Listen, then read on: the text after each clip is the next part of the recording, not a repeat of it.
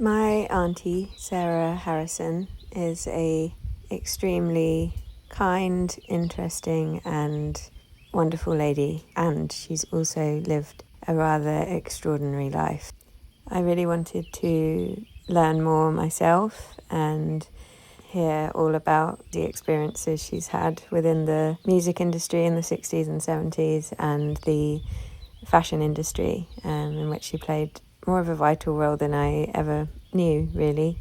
So in celebration of her turning 80 years young, I've always wanted to take down her memoirs in some way, shape or form. So I've put together a little video with voice notes of me picking her brain back when I visited her at her beautiful Lividilli in Brive.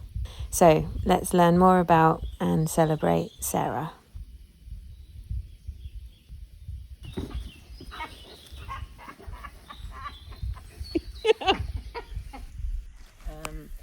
But I went to Unilever because they did a typing and shorthand course. Oh, yeah. And so I did that and I became a secretary there at Unilever. Can't remember how old I was. I stayed for about 3 years or 4 years. And then I was going out with this guy, Malcolm Carrick. And he had a friend called John Scott Lewis who had a jeans shop in the King's Road. And he also was in partnership with William Pigott Brown. Brown's existed at the time at 27 South Moulton Street, and underneath in the basement there was a tailor's called Sharks, which had a Greek tailor who was very good.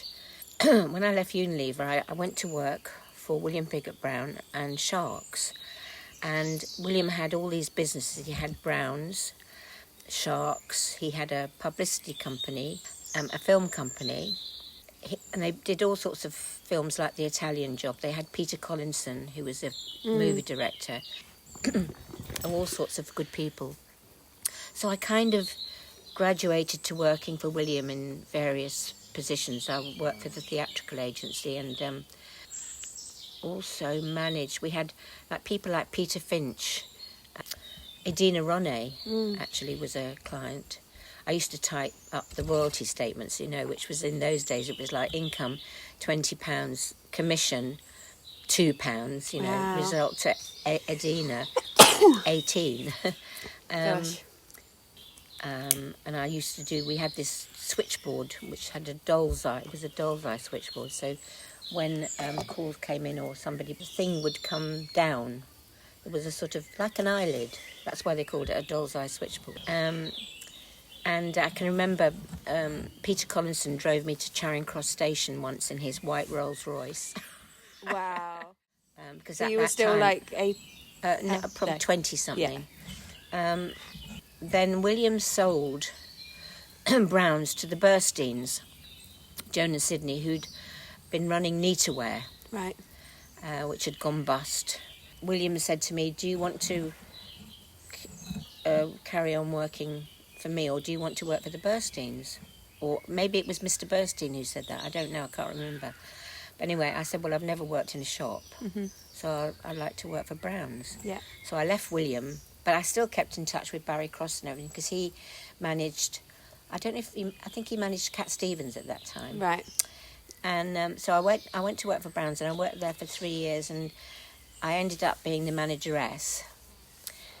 And I'd kept in touch with Barry, and I said, look, I'm looking for another job. He said, well, there's 3 things. You can work for Pink Floyd's manager, or the Rolling Stones manager, or Cat Stevens. Oh, so I said, just the small fish. I said, it's just everyday life in an advertising agency.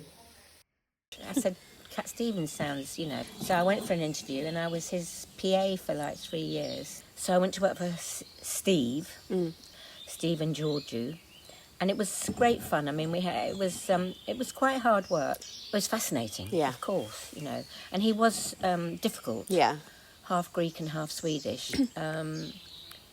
and he was quite tormented. That's why he went to become a Muslim, because he tried everything. He tried Christianity, he tried Buddhism, he tried all sorts of religions, and then after I'd left, he was in Los Angeles, and he got swept out he was swimming. He was in California, I should say, and he got swept out. And he said to God, if you save me, I'll promise to put my life to your good work, you know. But obviously that was to a Muslim God. Well, I mean, God is God. But anyway, it was interesting because David was still Barry's assistant, and Tim Curry was a very good friend of his. And of course there was, I think Freddie was around. Yeah, it's like ripples in a pond. Yeah. Harvey Goldsmith used to do Steve's concerts and Queen's tours and everything. I got to know Harvey and stuff. And then I can't remember why I left Steve. There wasn't nothing really happened at all, but I think it just came to a natural end. Yeah. Harvey said to me, did I want to come and work for him? Because he was managing Van Morrison. And so I had to go in on a Sunday and type up Van Morrison's contract with Harvey, with his lawyer there and everything. And so for 6 months I was Van Morrison's assistant. And we did, I can't remember, I know he recorded an album at Richard Branson's studio in Oxford. Anyway, I can remember we all were dossing down in the corridor, you know. And then Harvey's secretary left. And he asked me to be his secretary. So I was Harvey Goldsmith. Yeah. And so I was that for 3 years. And it was, you can hear that other dog. And we used to go out all over the place. I've got a book actually by David Evans which was all about people's memories of Freddie, which might be funny for you to dip into. A lovely, lovely guy. I mean, lovely. They were all nice, really. And I mean, Paul McCartney, I can remember going in, because Harvey was like split into so many pieces, because he might have like 5 tours, and they would all be like top, like Queen, but they might be playing in Scotland. Paul McCartney was playing at Wembley. Well, that was with Wings, of course. And so many times I used to go like on my knees into the dressing room saying, and they'd say, "Where's Harvey?" I say, "I'm sorry, he's not here, you know, you've got me." And so I used to have to take the bands out to dinner at Tramp. Where's Tramp? It was in Mayfair. Okay. It was a really famous nightclub. Right. Run by a guy called Johnny Gold. And would that be before the shows, or...? No, afterwards. Afterwards, yeah. 12 o'clock. Wow. And then we'd all... Because I'd have to go and pick up the bill on behalf of... Or, you know, charge the bill to Harvey. Yeah. I mean, I got to know Queen the best of all, I suppose, because I was a friend of Freddie's. You and Freddie became friends? Oh, yeah. Through just the circle? through David Minns and David Evans, because I was already a friend of David Minns. Yeah. Well, we had a laugh, you know. And I was the ultimate fag hag. What would you guys drink then? Was there any champagne? What was Freddie's favourite drink? Champagne? Champagne, darling. Yes, darling. No, he was a fabulous guy. I mean, very generous. He was a very good friend, and I used to spend Christmas Day there or Christmas Eve, and we'd exchange gifts. I mean, can you imagine trying to buy something for Freddie? For Freddie Mercury. I can't remember what I bought him, but he gave me a Cartier clock, Cartier notepaper. But I can remember being there at a party of Freddie's and sitting next to David Bowie, but there wasn't. I never got to be a friend of his, you know, not for any reason, but you know when you don't particularly click. But I was very friendly when I worked for Harvey with Mick Ronson, David Bowie's guitar player. He was his guitar player for years on all the Spiders and Mars and everything, and he was such a nice guy, really nice. And I mean, most of them, I mean, even people like Paul McCartney. Well, I used to, when I was at Brown's, Linda McCartney was a client of mine. Okay. And she used to come in with the kids and stuff, and she'd buy a lot of Chloe by Karl Lagerfeld. It was beautifully printed silk separates. Oh, they were fabulous. And I can remember going to a party. Was it Annabelle's? We used to go to Annabelle's quite a lot. Is that another club? Yeah, a very hoity-toity club. I danced with her brother. What was his name? He died. Something Eastman, because her maiden name was Eastman. Research him in post-production. Easily. And I'll put a photo up. then I got a phone call. I think I was home ill or something, and Françoise Tessier, who'd carried on working for Browns and become a buyer, phoned me and said that Lindy Woodhead, who was the PR at Browns, was leaving, and would I like to come back as the PR? And that's how I got into PR. Yes, so I worked with Norma Kamali and Jeffrey Bean, who's like a really good couturier. Calvin Klein, became very friendly with him. We opened a Giorgio Armani shop, we opened a Calvin Klein shop, we opened a Maud Frison shoe shop. And so I got to know Giorgio Armani. I've got a gift from him, signed somewhere, a pin. So when you say we, is that you and someone else, or just you as head of me and Browns, yeah. And I used to go to America, but I used to go to all the collections with the buyers. I went to, Paris, Milan, New York. It was really fabulous. Did you have a favourite place that you travelled? New York, I think. New York, okay. But I became friends with this mad Yugoslavian designer called Zoran, who used to do these wonderful separates and satin, like jackets and skirts with elasticated waists, jackets with no revers and just bare stitching. And at that time, my friend Robert Forrest was working at Browns. Sharks had gone from the basement, but we used to have, so Browns had the basement. I can remember Miss Oni.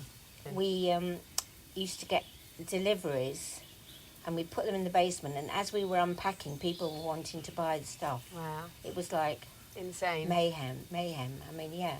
Yeah, no, I think my days as a PR at Browns were really great. And then we got Ralph Lauren.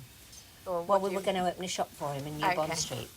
And so we went to the shows, and Studio 54 was where Mrs. Burstein asked Calvin if she could open a shop for him, and he said yes.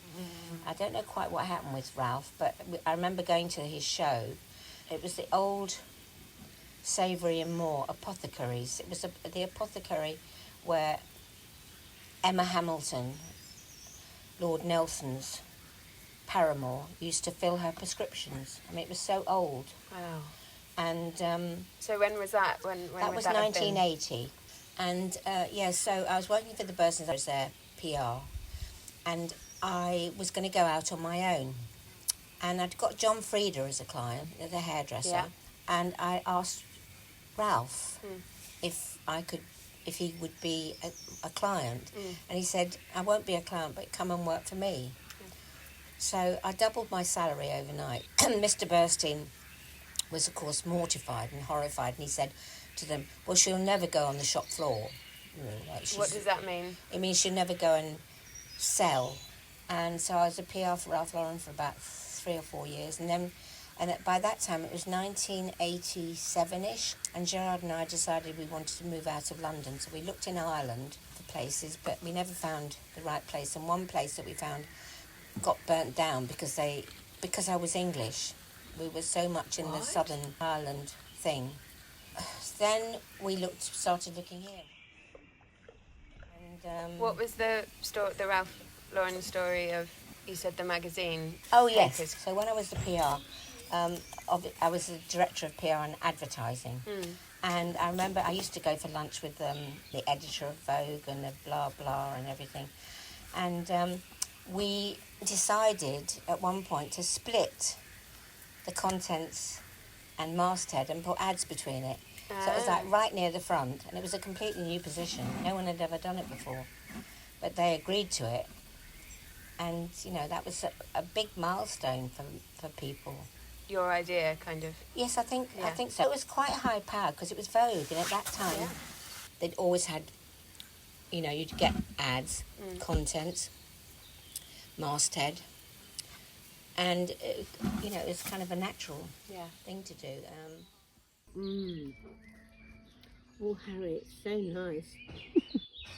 So it was kind of, it came to an end. Yeah.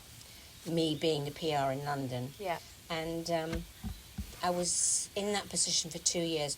We'd bought this place. We'd moved in. Yeah. And so Gerard lived here, and I was coming home every other weekend. I used to have to go to Gatwick. I think there was a flight from Gatwick to Paris, and I was always running because the flight got into Paris at a certain time, and I had a 6 o'clock train to catch, which would get me to Brive at 10 o'clock. And so many times I'd get on that train at 6 o'clock, like just by the skin of my teeth. So when did you stop working? Well, after I stopped working as a PR, which was in 1990, I moved to, I got a job in Paris at Ralph Lauren as the directrice de service généraux. They had this, outside Paris, they had this big building which had all the warehouses and all the departments that went with doing wholesale and everything. I used to look after this great big building, not speaking too much French. I mean, of course I spoke French, but some of the phone calls were quite tricky. Yeah. Phone is the most difficult thing in a foreign language, I find. Can imagine. And because I made stupid mistakes, because a pipe, like a rubber pipe or any kind of a tube, is a tuyau. But I remember they all were falling about in the office because I said it was a peep, and a peep is a blowjob. That's wonderful. And, I'd worked in the Paris office for a year, and then it burnt down. The warehouse was a big fire. I've no idea how it happened, but anyway, after that I was made redundant. But under French law, unfortunately, I'd worked for a year, so I got unemployment benefit. Okay. Of a lot. This was like 91. Yeah. And they kept me on as I used to organise the food when all the buyers used to come in 4 times a year to buy wholesale. I used to be the manageress of all the catering. Ralph used to come to the store a few times. I always used to make sure I was on the floor when he would come in, so he'd say hello and stuff. We were there it was at one sort of late afternoon, and they were talking about opening this new shop in London, in Fulham. And someone said, well, Sarah, you might be interested in that. And so a conversation started, and I went over for about a month or 6 weeks, but I got that store up and running. Wow. And then the stupid thing was that because I was so desperate to come home, I didn't stay for the opening party, and I think my career would have been different if you'd been at the party. At the party, because Ralph and everybody came over, you see. Right. And I left, and I left on the Friday, and the party was on the Monday. But I think I would have got on much further in the company. Yeah. If it had been acknowledged in front of Ralph that I'd been the one who got it up and running with only a day's delay. Wow. So I carried on doing the catering thing for years and years. Did you enjoy it? I did, because it was organisational, and I love organising things. Yeah. And I'm very good at organising things for other people. Yeah. For myself, not so, I'm less good at it, as people are. And then after that, I retired. I'm thinking, can't remember, I've got these letters I'll show you. Well, you've got that one I've got the framed. one from Ralph, yeah, but it doesn't have a date on it, I don't think. I don't think so. So Ralph. Or I must go in and start cooking. Yeah, I'm quite hot. I'm overheating now.